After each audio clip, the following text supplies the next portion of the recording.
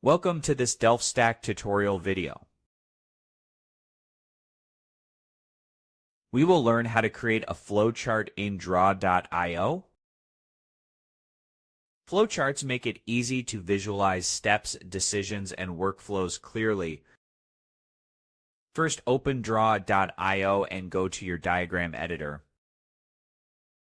If you do not see the flowchart shapes, click on More Shapes, select Flowchart, toggle it on, and click Apply.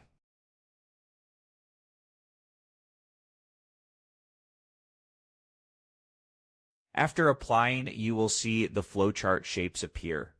Click on the flowchart shapes and drag and drop them onto the canvas to build your flowchart.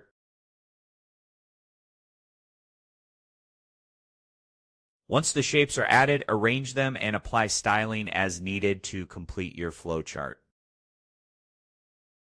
Alternatively, you can use a pre-made template. Click on the plus icon at the top, then click on Template.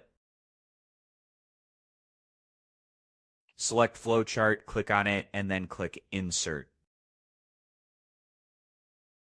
As you can see, the flowchart has been successfully added, and that sets it.